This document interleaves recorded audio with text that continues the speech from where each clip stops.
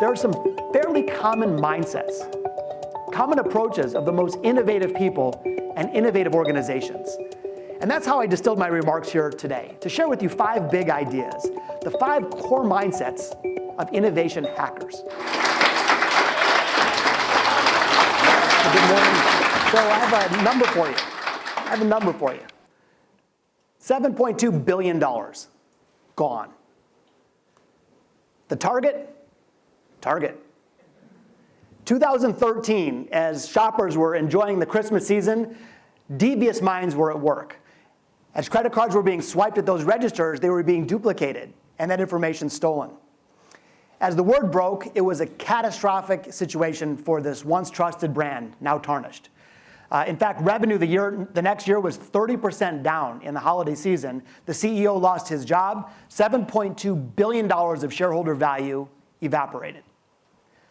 Now, the thieves sold this information on the black market, about 40 million records shared and sold, ended up clearing millions of dollars, never caught, never tried, never brought to justice. I certainly am not here to teach or promote cybercrime. But that wasn't such an easy thing to do. If you think about it, besides that it was a nefarious act and of course something that that's abhorrent to all of us, it's not so easy to hack into a major corporation and duplicate credit card information. So this led me to an insight. What is it that hackers do? How do they harness creativity? In their case for evil, but how do they harness creativity nonetheless? We think of hackers as these awful, evil criminals that are attacking our very way of life. And there's hardly a day in the media without some breach. Some may even think that it impacted our election. But what if we expanded our definition of hacking? What if it wasn't right or wrong, good or bad, but it was simply a tool that could be used for either? A knife, for example. A knife can be used for harm, obviously, or it could be used to save a life in the middle of a surgery. So the process itself of hacking isn't necessarily a bad thing. It can be applied for bad, but of course it can be applied for good. So I redefined hacking. I defined it as not an evil act, but that of really innovation. A way of problem solving, a way of solving difficult problems in creative, fresh, and unique ways. This passion around innovation mixed with the curiosity of hackers led me to write a book on the exact topic.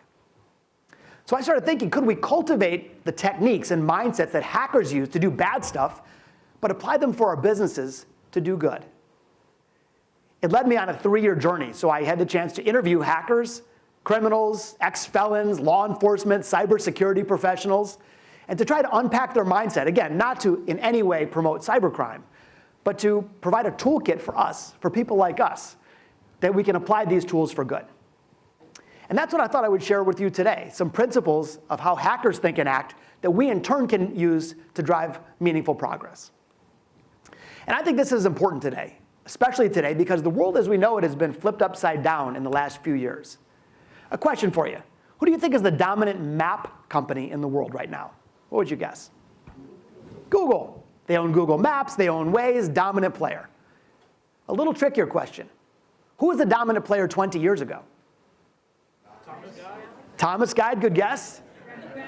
Rand McNally, Garmin, MapQuest. Sure enough, good old-fashioned Rand McNally. But here's the fascinating part to me. They were not only the dominant player 20 years ago, they were the dominant player 120 years ago. That company was founded in 1856. At their height, 5,000 team members, the most bold innovations in mapping history. But then they fell into a trap. And this is a trap that hits too many companies and too many careers.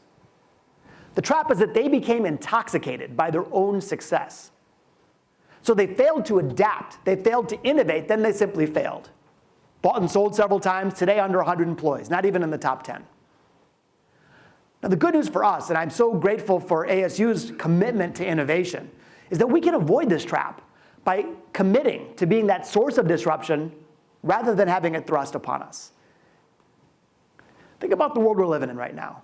Again, the most basic things have been flipped upside down. Look at this cool facility. And you think about it, today we work in offices that look like homes, and then we live in homes that look like factories.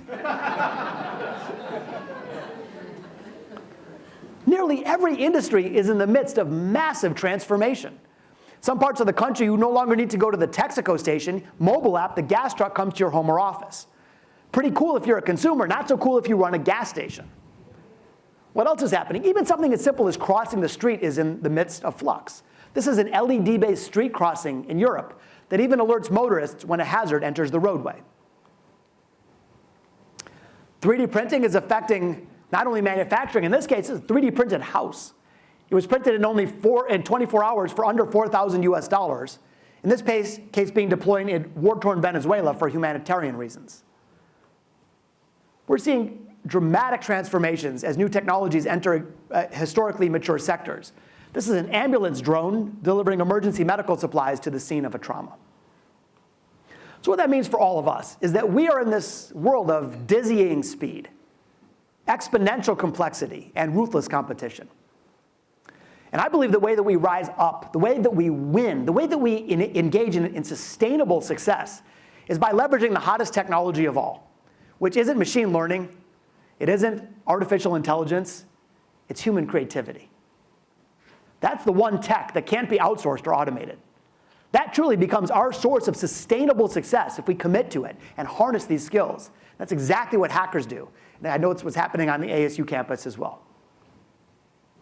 So here's my suggestion. No matter what your business card title may say, what if each of us didn't change jobs or roles, but embraced a secondary key job responsibility?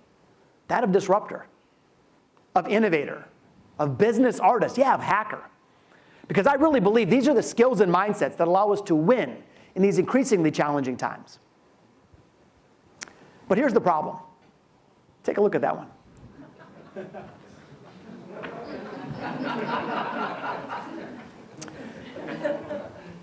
This, unfortunately, is the way that most of corporate America looks. And it's not a criticism, it's just natural gravitational forces that are built by success. But I think it's our responsibility, frankly, to occupy that one on the lower right. Manager of new growth ideas, vacant. Good news, that's for us. As you can probably tell, I'm really passionate about this topic of harnessing human creativity to drive business results. And just a quick little introduction. In the last 29 years, I've had the chance to start, build, and sell 5 technology companies and have exited those collectively for over $200 million. I then started a venture capital fund in my hometown of Detroit to invest in passionate entrepreneurs to help rebuild our city. And I've had some other fun successes along the way, too. I'm also a jazz guitarist, so I really have a deep passion for creativity. But here's what I discovered in doing the research, is that as you look across all these extraordinary people and successes, and I personally interviewed over 200 people at the top of their field, so CEOs and billionaires and celebrity entrepreneurs. But as mentioned, I also interviewed hackers and cyber criminals and all this type of stuff. But what I learned is this. There are some fairly common mindsets, common approaches of the most innovative people and innovative organizations. And that's how I distilled my remarks here today, to share with you 5 big ideas, the 5 core mindsets of innovation hackers. As we dig in, I would encourage you to take an open mind, but more importantly, an open heart. And think how you can take these simple principles and drive them directly into your daily work. Some may feel like common sense, but as we know, common sense isn't always common practice. So let's dive in together. And again, they're fairly simple and portable, but I think can make a real difference as you look to the future. So let's dive in. The first core mindset of innovation hackers is the notion that every barrier can be penetrated. It's the inherent belief that no matter how difficult an obstacle may seem or how insurmountable a challenge may feel, if you throw enough imagination at it, there has to be a way to crack the code. Hackers do this. They don't say, oh, some bank instituted a new security measure. Yeah, I'm just going to go grab a pizza and give up. They say to themselves, every barrier can be penetrated. And we can say the exact same thing in our business pursuits. An example. A few months back, an Air Canada flight got stuck out on the runway at the Toronto airport for 7 hours due to weather conditions. Yeah, those poor passengers. Once they gobbled up all the peanuts and they drank all the booze, they're getting pretty restless, as you might imagine. They're tweeting, they're calling their loved ones, begging the flight attendants, saying, you at least have to give us some food. Well, at this point, a well-intentioned Air Canada flight attendant gets on the microphone and says, ladies and gentlemen, I'm sorry, nothing that can be done. Nothing that can be done. How many times have we heard that? How many times have we said that? At this point, a well-intentioned Air Canada flight, or a WestJet pilot, who is a competitive airline in Canada, kind of like Southwest for Canada, overhears the commotion. But he had a different belief. He believed in this principle that every barrier can be penetrated. So about 45 minutes later, this guy wheels up one of those metal staircases to the plane. He climbs on up there, bangs on the door, and when the folks inside open the door, he's sitting there holding 20 pizzas. It allowed for amazing tweets like this one. Check it out. Awkward but funny moment. WestJet guy walks in and says, "Hey guys, I'm from WestJet and we do things differently. Want some pizza?" Think about the impact that was created at that moment. Not just for the folks on board, but as this spread viral. Two identically situated organizations, same capital structure, same core product offering, same regulatory burden, same labor unions, different set of beliefs. One stumbles, the other soars. So just by merely embracing this core principle of hackers, that every barrier can be penetrated, we don't waste time and energy saying it can't be done. We get on with the hard work of doing it. Another example for you. About 20 miles north of my hometown of Detroit. I'm a proud Detroiter. Anyone from Detroit, by the way? All right, awesome, oh, cool. Anyone been to Detroit? Cool, anyone want to come? I recommend it. So just so you know, I was born in the city, not the suburbs, as were my parents and grandparents. I'm a proud Detroiter. And as I look at we'll talk about that throughout the day, about our collapse and ultimately our new revival, a lot of it's based on these same principles. But nonetheless, about 20 miles north of downtown Detroit, there's a little suburb called Troy, Michigan. You may have heard of it. Anyway, the library in Troy was facing a problem. It was a budget crisis that was so bad they were about to shut the library down for good. The leaders of the library said, "We can't let this happen to our community." So they managed to get a millage proposal on an upcoming ballot. They proposed a small increase in property tax to save their beloved library. Unfortunately, here's what happens next. Well-organized, well-funded national groups descend on Troy, Michigan. And they change the conversation from save our library to no new taxes. At this point, there's only 1 month to go. The library was facing certain defeat. They're out-organized, they're out-funded, they're running out of time. But they weren't running out of creativity. And they believed that every barrier can be penetrated. So I'd like to share with you what they did to fight back. Let's check it out. So we decided to form a group of our own and started planting signs around town that said, "Vote to close the library August 2nd, book burning party August 5th. The idea of book burning is bad enough, but gleefully making it a party, well, that angered people enough to send them to our Facebook page. You people are sick. This is disgusting. Reject the wackos. Vote yes. But we didn't stop there. We created videos. Imagine this times 200,000. How cool is that? Posted on Twitter. The Troy Library might be short on money, but it has books to burn. Created items for sale. A book bag. How ironic. We placed newspaper ads, created check-ins, posted flyers, and lined up entertainment. You guys are booking a band? People became enraged. Why would you burn books, idiots? This is horrible. Cheap imbeciles. What the is this world coming We to? should burn your signs Complete instead. and total This is idiots. really Shut this just page down. pathetic. Jerks. They posted their own links, shared with friends, debated the merits of libraries and the audacity of burning books. The conversation spread from Facebook to city council meetings, from newspapers to TV. It grew from local to national, even international news. Once it reached a fevered pitch, we revealed the true intent of our campaign. A vote against the library is like a vote to burn books. And people started posting, tweeting, and reporting all over again. In the end, we had changed the conversation completely. So an innovation hack. Here's what happened. Voter turnout 400% higher than expected. Beautiful library won by a landslide. It's still there today. And it was all based on this core principle that every barrier can be penetrated. Which brings us to our second core mindset of innovation hackers. This one I borrowed from the 1979 song, "Video Killed the Radio Star." For the millennials in the room, this song came out, it was just craze, and actually it was the first song ever played on MTV, a little trivia. Here's what it means for us. It's a willingness to let go of the past in favor of the possible. It's a willingness to challenge underlying assumptions, defy traditions, lean into what's next. Video killed the radio star, replacing your old self with something even better. Ben & Jerry's, one of the most innovative ice cream brands, kind of makes you wonder, how do they stay so innovative? Here's something I recently learned. When a flavor is no longer successful, they bury it.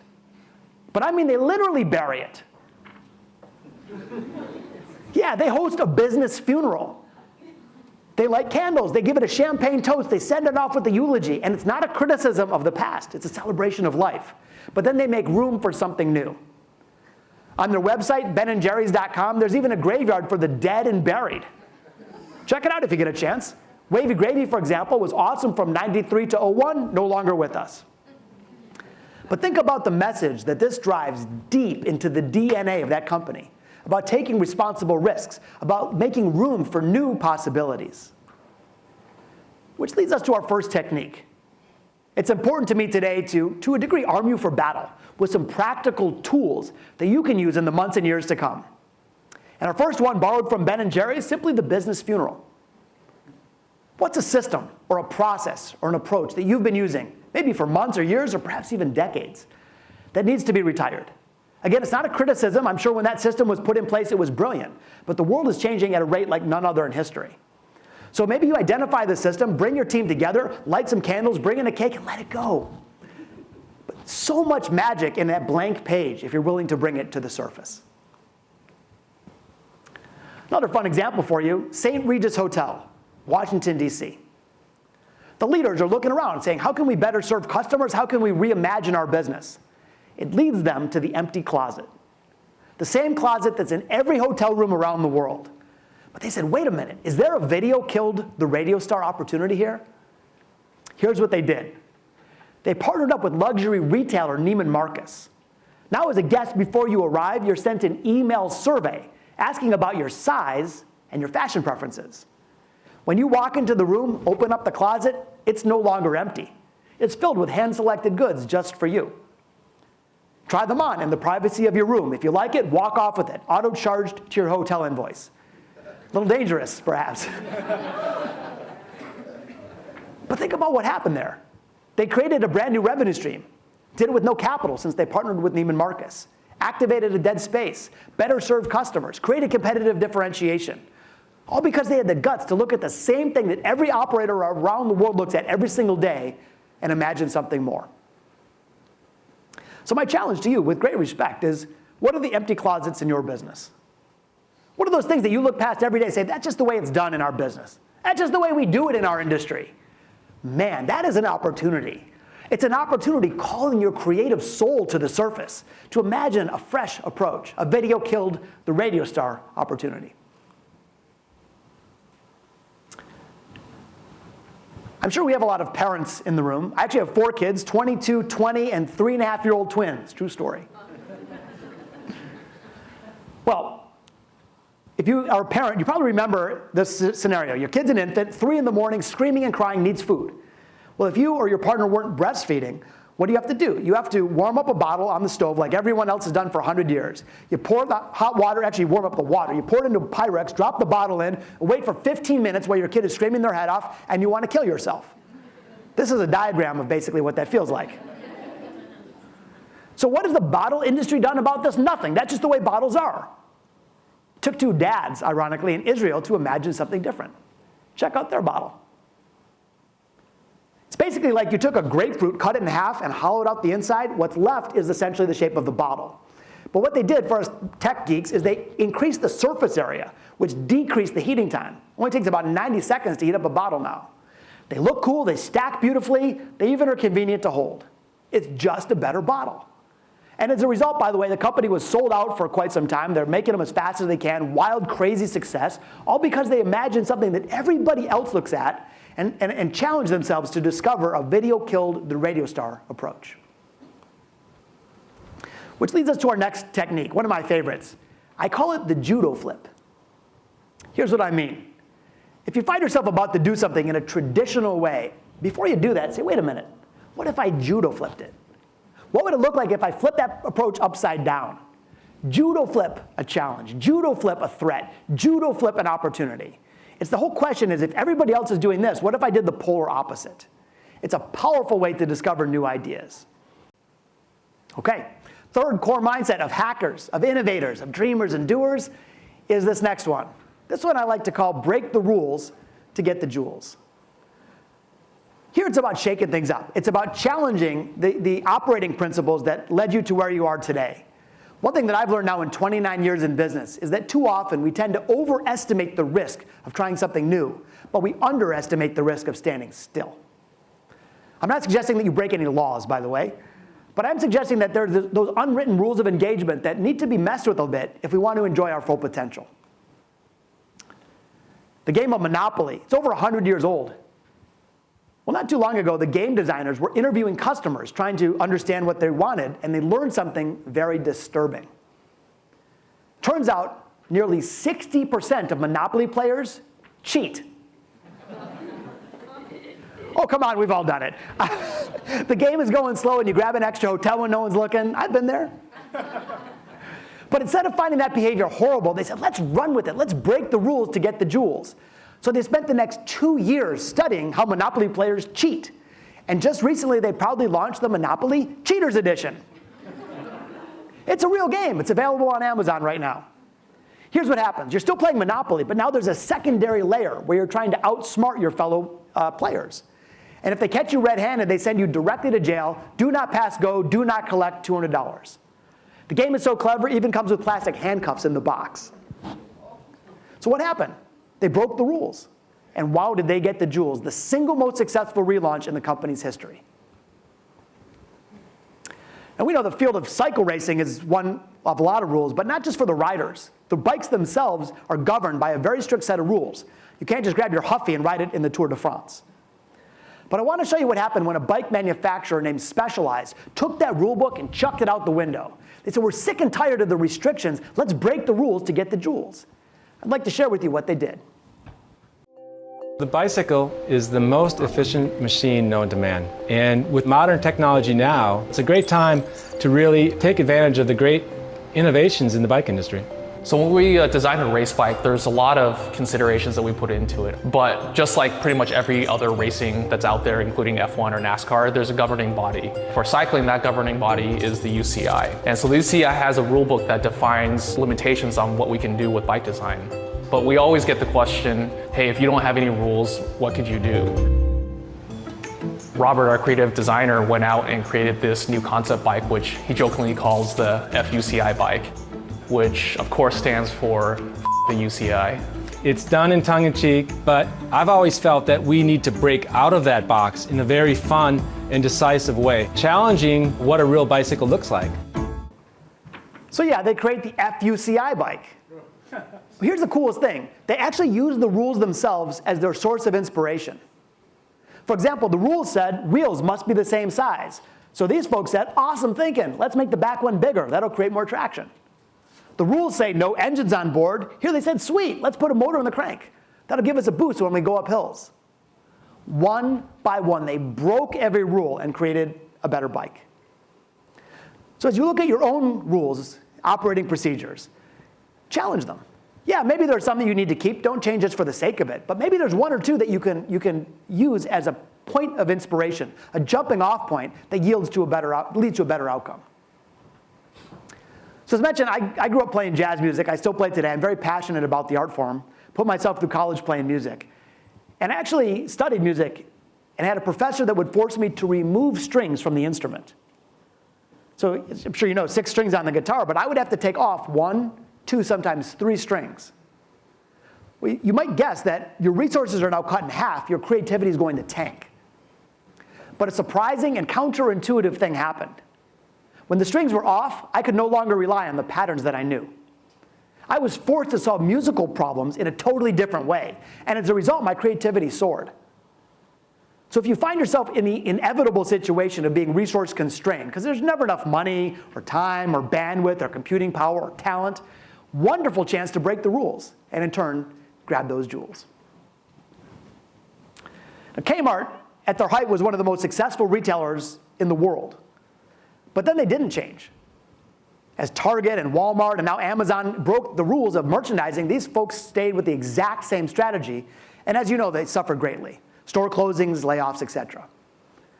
Well, finally, they said to themselves, we got to do something. We got to try, at least throw a Hail Mary. We got to try to save our company. So I'd like to share with you what they did when they finally got along with being creative and trying to break the rules to get the jewels. Then we'll explore what happened next, but check this one out. Ship my pants? Right here? Ship my pants, you're kidding. You can ship your pants right here.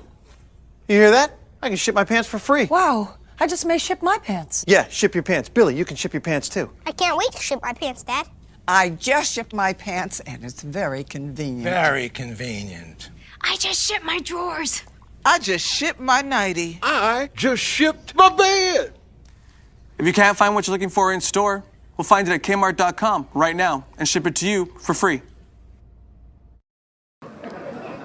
So they broke their normal rules, and wow, did they get the jewels. The single most successful marketing in the company's history.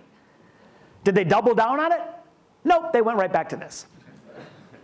And as you know, the company continues to languish. I'm not trying to pick on Kmart, but here's why I brought it up for us today. There are times when we take a step into change, and if it doesn't go perfectly, we retreat to the hills of safety. My suggestion is that we need to make that change. We need to try something new, but there are times we have to see it all the way through in order to enjoy its full result. What if they trained everybody at retail to tell funny jokes and take customers on an active discovery and exploration? I'm not saying it would have given them a whole new company, but maybe it would have given them a fighting chance. So my point again is that there are times we need to have a little bit of boldness and courage to muster up, ultimately to break the rules and get the jewels. Which brings us to our fourth core mindset of hackers, of innovators. This one is around seeking the unexpected. There's an expected approach that you take every day, but that's not generally what makes history.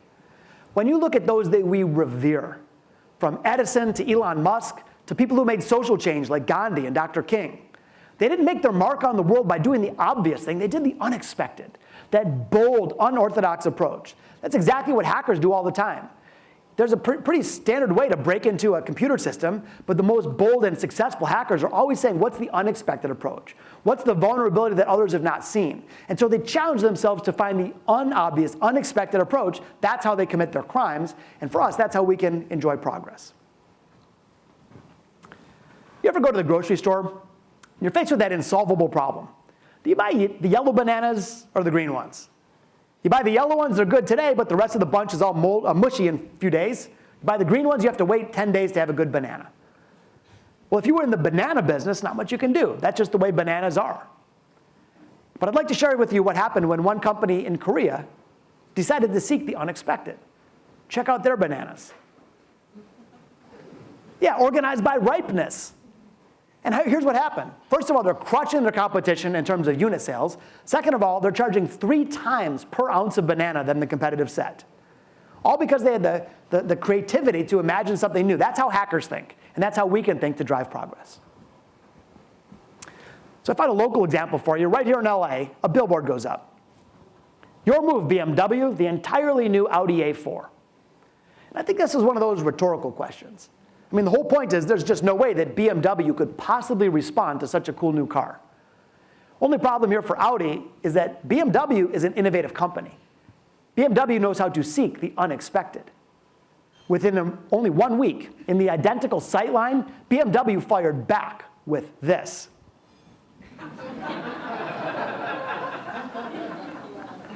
I don't think that's what Audi was hoping for. So now it's Audi's turn. What are they going to do? The expected thing, call in the lawyers. The unexpected thing, 2 days later, very next billboard, Audi responds. Your pawn is no match for our king.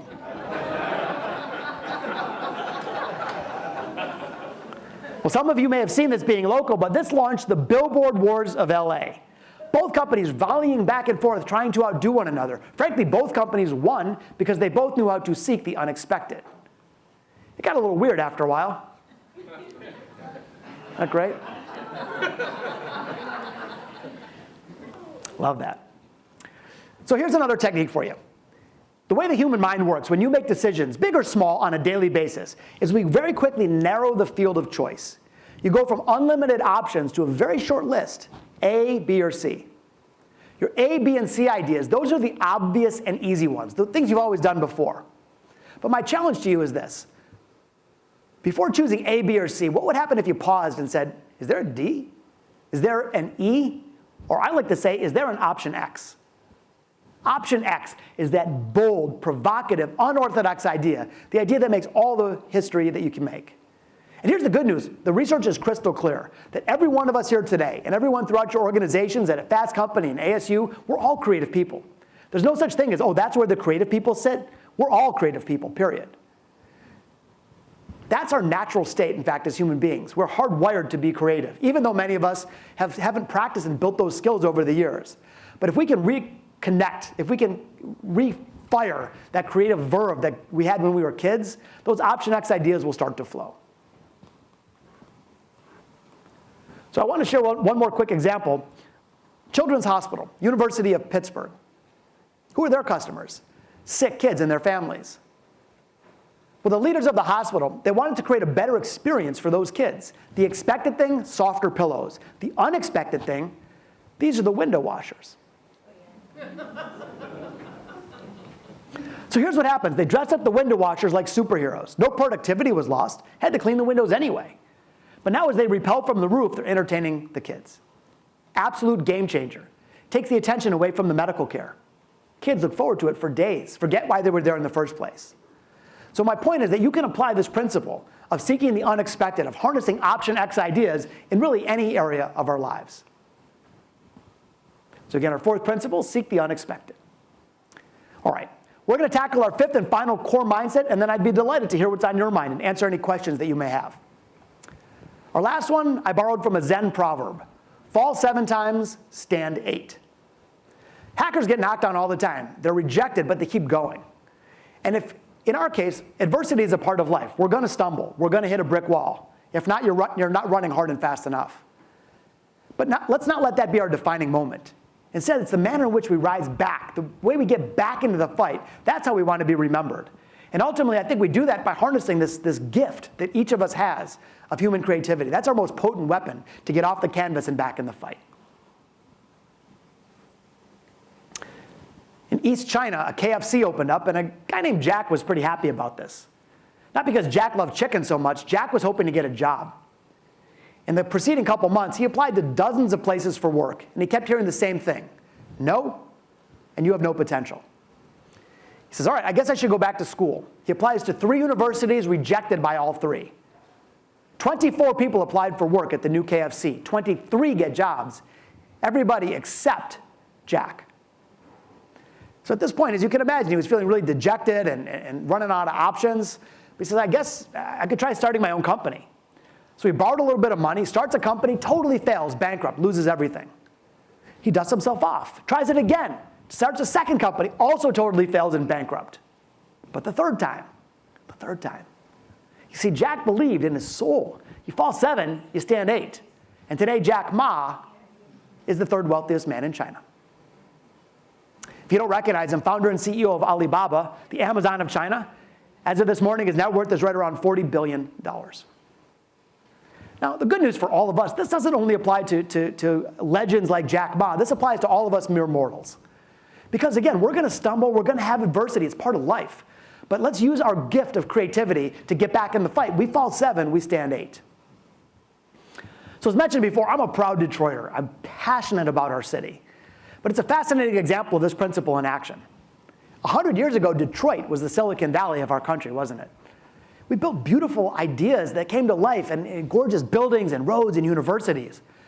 But then we did a 180. We got away from our entrepreneurial creative roots. Instead of creating cool new cars, we started administering automotive corporations. And our city crumbled.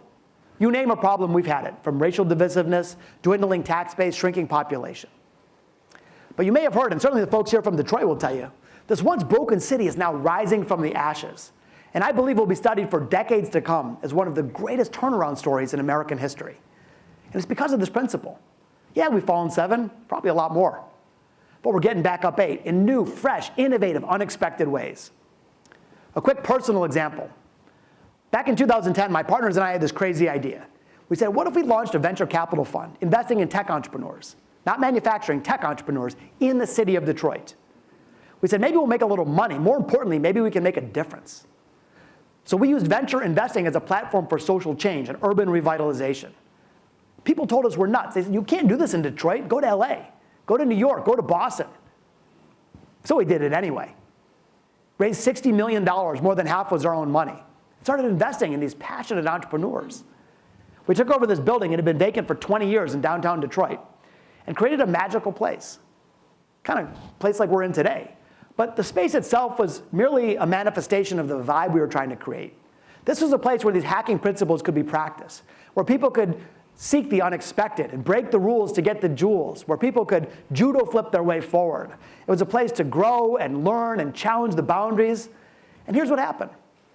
When we opened this building, there was not one tech startup in the entire 140 square miles of the city of Detroit, not one.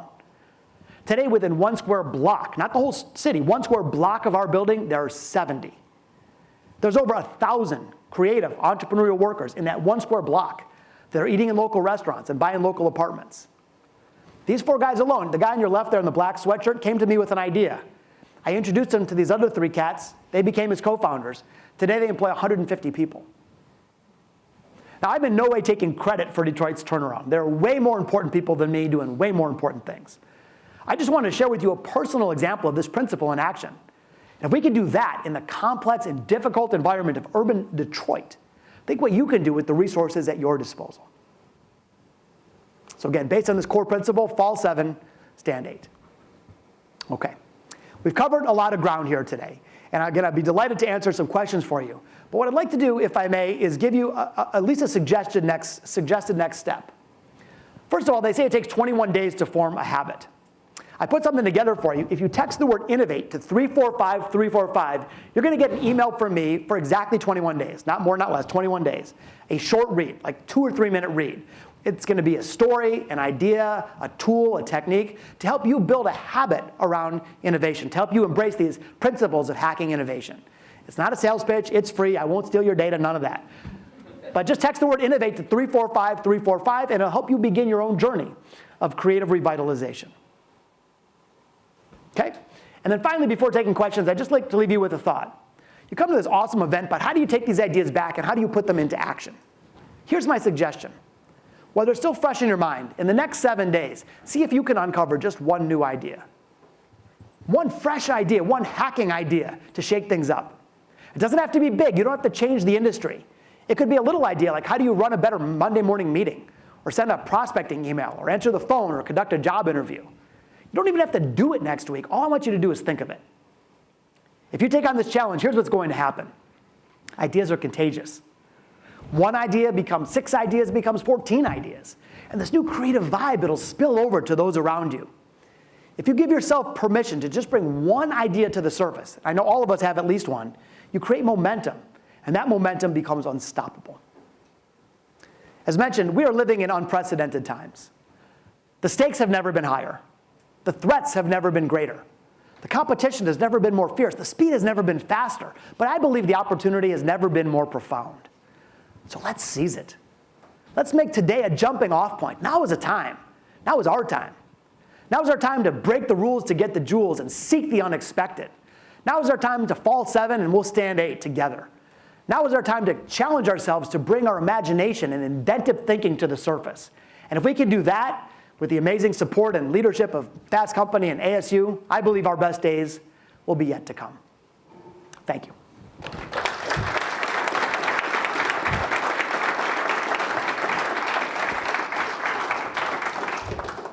Okay, so we have a few minutes for questions. I'd be delighted to answer anything or anything you disagreed with or resonated. I'd love to hear what's on your mind. And I think we have some mics. So if you have a question, raise your hand, and I'd be delighted to address it. First one's always the hardest. Oh, great. Fantastic. That was great, Josh. This is Ben, sorry. Hey, Ben, sorry. I'll kick things off. In your mind, it's always tough sometimes sifting through the good ideas from the bad ideas. What, in your experience, is a good way to sort of encourage a culture where ideas are explored, but to sort of identify what's the good versus maybe the not so good? Is there anything you can share about that? Yes. So first of all, I'm glad you brought that up. It's really important to cultivate bad ideas. Here's the thing, if someone on your team came to you and said, hey, I've got an idea, and they shared it was a bad idea, your instinct as a busy executive might be, go back to your cube, it's a terrible idea. But then you just train the person to never share another idea again. So my first suggestion as leaders is that we remove judgment when people show up with an idea. Even if it's a bad idea, don't lie and say it's good, but just non-judgmentally say, well, tell me more about that. How'd you come up with that idea? Where do you think it could head in the future? So now they go back to their desk feeling validated and understood. And they may come back with 4 or 5 terrible ideas, but so what? Because then they may show up with the idea that's the one you've been looking for, that would ordinarily never show up in most companies. So I think the number one thing that we can do as leaders is remove fear. Fear is the biggest blocker of creativity, period. Not natural talent, fear. So as leaders, if we can encourage the bad ideas, we'll get to more good ones. But to answer your question in terms of idea selection, there's the obvious business school ones where you create a matrix and score ideas based on different things. Here's a fun one for you. You ever get in a situation where you're deadlocked? 2 people have conflicting ideas and they both think they're just dug in on those ideas. In one of the books that I wrote, I came up with this method called trial by jury. So here's how it works. 2 people in a room, each think their idea is better. Well, they have to argue the idea to the rest of the group, people in the room, who is now the jury. They become the litigators. But here's the trick. They have to switch places. So in other words, I argue your idea, you argue mine. And you can't mail it in. Everybody knows. Everyone has strong BS detectors. But if I'm now passionately arguing your idea, now I build a sense of empathy and say, maybe that was a little bit better than mine. Or maybe we can combine these in a new and fresh way. So it's kind of a neat process. If you do get deadlocked on an idea, is force the advocates to argue the other side of it. Yes, sir. We're going to grab you a mic here so everyone can hear your question. Thanks. Hi. Thank you so much for a great talk. I was curious, one of the things that ASU is really interested in is innovation at scale. And these were really inspiring, innovative ideas across the board. But then I saw what you had done in Detroit, and I'm wondering about your thoughts about partnering with governmental agencies to essentially innovate at scale in the way, for instance, that the Annenberg Foundation and the mayor's office and the VC community is rallying around Pledge LA right here in Los Angeles. Well, I think there's never been a time where it's more needed for public and private and even the nonprofit sectors to come together. In fact, we did that a lot in Detroit. One quick example of that is my partner, Dan Gilbert, who owner of the Cleveland Cavaliers and such. He said we desperately need a light rail system in downtown Detroit because we're an auto town. There was very little public transportation to activate our city, which worked very well in other communities like Portland. But we couldn't get the government to pay for it. So he rounded up, he and 3 other billionaires, put $125 million of their own money. It was the nation's first government-funded public works project of that scale. But then, because they got it off the ground at their own expense, they created enough momentum where the federal government then came in and backed it, and now it's becoming an expanded thing. So in this case, it took entrepreneurs to break the deadlock, but only it's going to grow and scale and be permanent through the support of the public and private community. So I think it's awesome. We've never needed more innovation than we do right now in politics, not even making a political distinction, but we need that desperately. So I think the more we can encourage that, the better. Yes, sir. Hi, really enjoyed your talk. Question for you. You mentioned the trial by jury example, but can you share any other examples where maybe one of your portfolio companies or the startups in Detroit have sort of institutionalized those 5 principles in the way they make decisions about their business, maybe about, product roadmap or pricing or things like that? Yes, absolutely. Well, I'll give you a couple quick examples. One is the board game Cranium. So they said, what do we really stand for? And they created an acronym. It's called CHIFF, C-H-I-F-F. And I forget all of them, but one was like family friendly and fun. And that was like their North Star. And so then as they're deciding between 2 different things, should we do X or Y, they say, which one is more CHIFF? So this became kind of like their benchmark that they all agreed on, and then they could use that to guide both big and small decision making along the way. But use the word institutionalized, and that's a great word because if we want to drive innovation far beyond a day, if we want it to become part of our lives, the best thing to do is build rituals and rewards that support that desired behavior. A couple quick examples. One company that I interviewed in my research issues every team member in their whole company a get out of jail free card. Here's what they say. Go out on a limb, try creative stuff, let your hair down, take responsible risks. And if you screw something up, hand us a card, you're off the hook, no questions asked. On the annual reviews, a leader will be disappointed with that team member if they haven't used both of them. So now you might say, gosh, that feels so risky, perhaps. But the other side is, what's the risk of not doing something like that? Irrelevance, mediocrity, getting passed by. You know, so often we think we're playing it safe, only to learn that that becomes the riskiest move of all. Another quick ritual example for you. Another company that I work with, they wanted to encourage people to share all the ideas, the good and the bad, by the way. But how do you get people to share, not feel upset or dejected if you don't embrace their idea? Because the company couldn't embrace every single idea. So they made a ritual. They took these 4 feet tall glass jars and put them in their corporate lobby, big public company. And every idea that came in, system-wide, they put a white marble in. Every idea that was embraced, they put a red marble in. And they saved the jars. So now you go past this lobby where 1,000 people walk past every day. It's a sea of white with little specks of red. So it's now a visual cue telling people, look, it takes a lot of white marbles to get to a red one. It takes a lot of ideas. Keep them coming. That's what enables our success. So I'd say the more you can focus on rituals and rewards, the better. And so I know we're running short on time. Maybe we'll take one more quick question, and then we'll wrap up. Yes, sir. Where you're consulting and you're trying to get people to do things that you're talking about, innovate, right? But their companies don't necessarily believe in that. Maybe the person you're talking to does, but the overarching hierarchy does not. Do you have any suggestions in how you can help them to see it your way, see it how could, help me help you kind of thing? Yes, and I'll just repeat it so others can hear it. The question is, if you're working with other companies or other even leaders, could be internally, I suppose, who don't see it our way, who don't want to innovate, how do we make the case for innovation so they see it, so they embrace these principles? 2 quick thoughts. One is, you got to make the case. And the biggest thing is shine a bright flashlight on the risk of standing still. So you might say, hey, have you heard of Pan Am Airlines? How's Oldsmobile doing these days? But kidding aside, I think we got to really, because we feel like doing nothing is the safe thing, and that's so risky, especially today more than ever, because we're living in this unprecedented rate of change and technological advancement. So then the question is, if you show how risky standing still is, then we got to say, how do we de-risk taking an innovative bet? If the innovative bet sounds like this, you go into the CEO's office, hey, I need a blank check and unlimited time, they're going to call security. That's just not going to work. So what we got to do is we got to take little baby steps, and the best thing I could suggest is that we run lots of little experiments.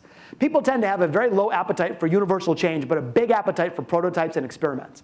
So you'd say, look how risky today is, the status quo. Now I'd like to run a simple, fixed time, fixed cost experiment around a new idea. It's going to cost $500 in a week. That's something that people can sign off on, because if it doesn't go forward, you didn't kill the company. So the whole point is, if you have these scales, and right now risk is too high and opportunity is too low, you got to readjust those scales such that you show the real risk of doing nothing and then de-risk the process of taking a first baby step. And ideally then you do it sequentially. Put some points on the board, show the results, put some more points on the board. And if you think of innovation as an ongoing process of lots and lots of little experiments, as opposed to bet the company on one thing and wish for the best, it de-risks it and allows people to sign off. Okay? Awesome. Once again, thank you. Have an awesome rest of your day. Congrats to Fast Company and ASU. Thank you.